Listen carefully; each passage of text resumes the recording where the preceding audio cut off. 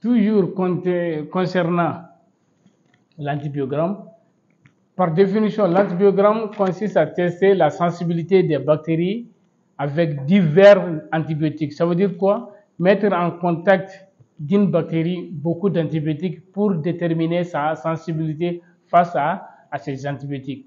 Et le choix d'un bon antibiogramme dépend aussi du choix de l'antibiotique testé sur ces bactéries.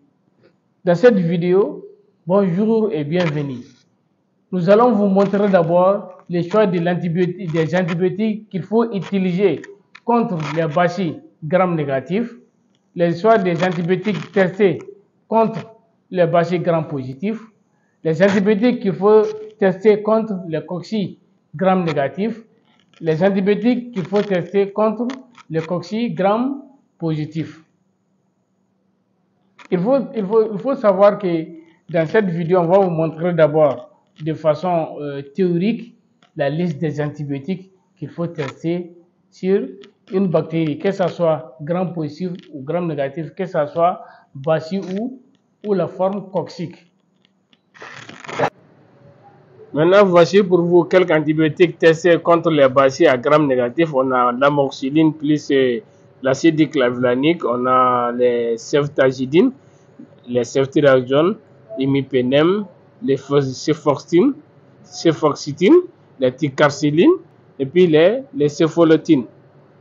Et puis on va ajouter là-bas un peu encore les comets qui vont être ajoutés à ces bacilles. Voici les comets comme la kanamycine, chloramphénicol, doxycycline, xanthamycine, norfloxacine, ofloxacine, trimethoprim, et tobramycine et les phosphomycines.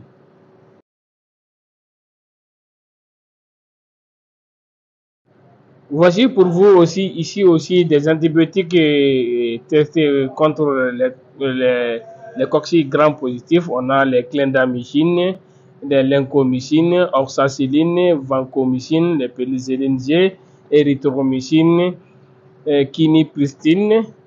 Après quinipristine plus delphopristine plus et puis on a aussi les clarithromycine. On va ajouter sur ceci là aussi les comets qui sont, vous le voyez, la kanamycine encore, chloramphénicol, doxycycline, xanthamycine, norfloxacine, ofloxacine, trimethoprim, tobramycine et phosphomycine. Voici maintenant pour vous quelques antibiotiques qu'on peut tester sur les. Maintenant voici les mêlées de culture Miller-Henton. Sur chaque bactérie, il faut tester au minimum 18 antibiotiques.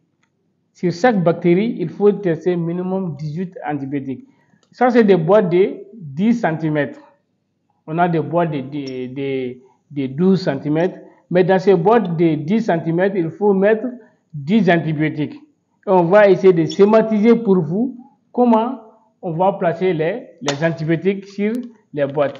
Ici, voici un exemple. Vous voyez, au milieu de la boîte, on va mettre un antibiotique. Ici aussi, regardez, d'ici à ici, ça fait les 5 mm, on met un antibiotique. N'essayez pas de déposer l'antibiotique jusqu'à la limite des bords de la boîte de pétri. Il ne faut pas essayer de faire ça. Entre cet antibiotique et cet antibiotique, je laisse encore 5 mm. Vous voyez, ainsi de suite. Voici comment il faut poser les disques d'antibiotiques. Maintenant, pour la solution de McFarland, pour les bacilles gram négatifs, il faudra prendre les 7 mm, les 7 millilitres. Vous voyez? Maintenant, pour les autres bactéries, vous pouvez prendre 4 millilitres. Vous allez casser d'abord ici les médiums, voilà. À côté du bec benzène, vous allez stériliser l'anse. Vous voyez? Par passage au bec benzène. Vous attendez que ça se refroidisse. Dans la boîte de pétri ici, vous voyez, il y a beaucoup de colonies. Pour chaque colonie, il faut faire son antibiogramme si vous avez des colonies de couleurs différentes. Il ne faut jamais essayer de toucher 2 colonies à la fois. D'accord?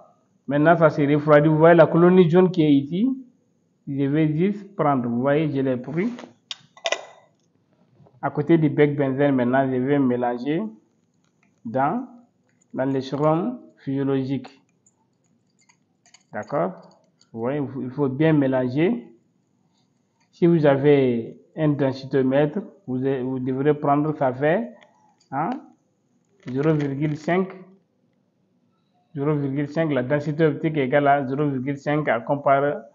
Vous allez faire la comparaison avec la solution de McFarland. Maintenant, si la solution est beaucoup trouble, il faudra encore mettre de l'eau distillée stérile ou bien du sérum physiologique stérile. Maintenant, si la solution est moins concentrée par rapport à la solution de McFarland, là, il faudra ajouter encore une colonie. On va maintenant passer à l'étape de l'ensemencement. Comment ensemencer la boîte? Si vous voulez, vous pouvez prendre la méthode par inoculation. Si vous voulez, vous pouvez prendre la méthode par écouvillonnage. Il y a d'autres aussi qui prennent directement la colonie, mettre sur la zélose par écouvillonnage. D'autres vont mettre 1 millilitre et puis étaler par râteau. Ici, moi, je vais utiliser l'écouvillon stérile qui est là. Voilà, à côté du bec benzène, vous voyez.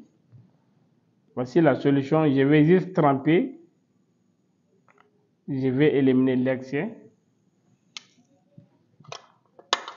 Maintenant, à côté du bec benzène, vous voyez, je vais placer la boîte comme ça.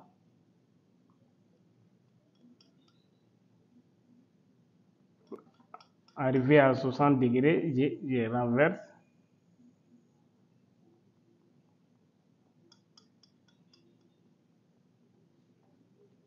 « 60 degrés encore, je renverse.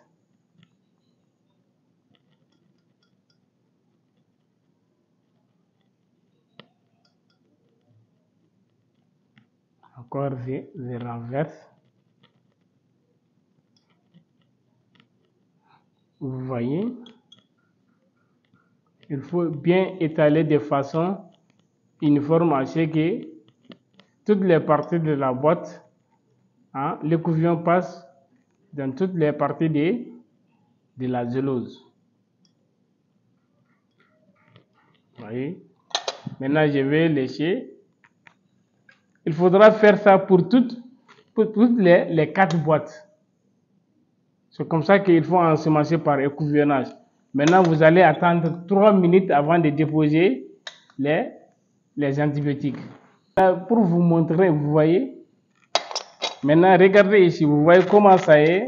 Vous pouvez voir à travers la zélose comment est les pointiers. Vous voyez. Là, à côté du bec benzène, je vais prendre la pince. Vous voyez. Ça, c'est la méthode de Kirby-Boer.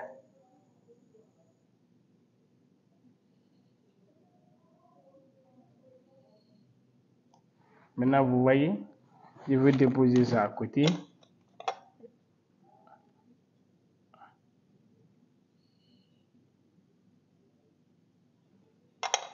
Je vais prendre l'autre antibiotique encore.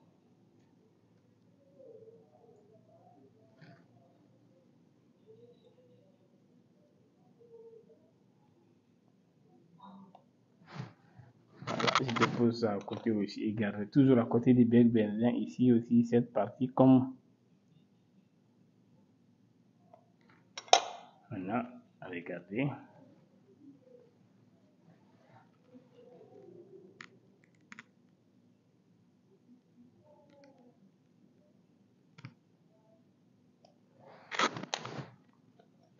Voilà, ici aussi.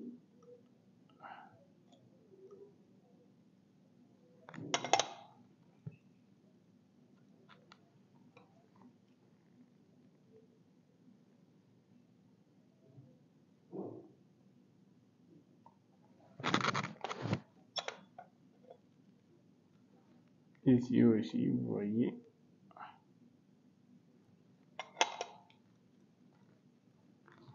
Là, je vais compléter par un disque ici.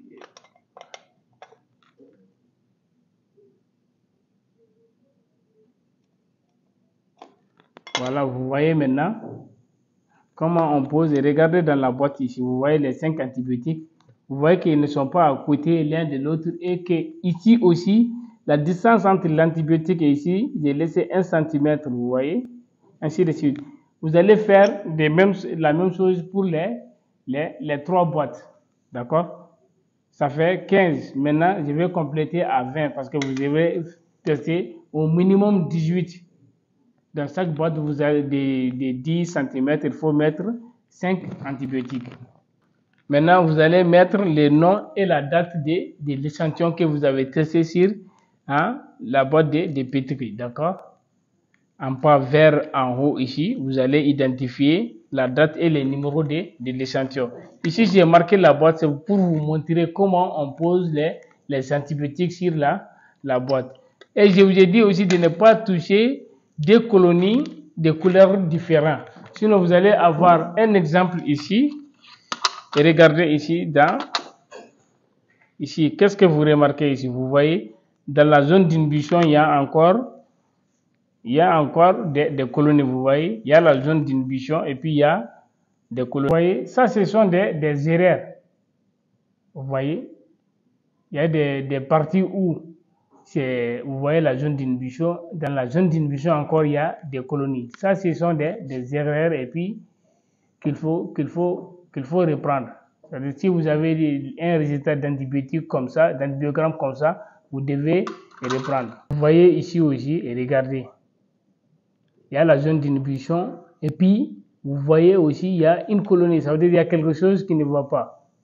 Vous voyez, ici aussi, vous voyez, il y a la zone d'inhibition, en même temps, il y a des colonies. Ça veut dire quand vous avez des résultats comme ça, il faut reprendre depuis l'étape ici. Vous allez reprendre l'antibiogramme. Maintenant, dans cette vidéo, vous avez vu comment on fait le choix de l'antibiotique traité sur les germes et la façon dont il faut monter l'antibiogramme. Travaille dans les conditions d'asepsie. Ici, vous voyez, je vous parle. En manipulant en bactériologie, vous ne devrez pas parler sur les milieux de culture. Sinon, vous allez contaminer vos boîtes de pétri. Si vous voulez parler, il faudra porter maintenant les masques. Travaillez toujours dans les conditions d'exercice en bactériologie. Au moins d'erreurs, vous allez cultiver des contaminations à la place des germes du patient. Je vous remercie.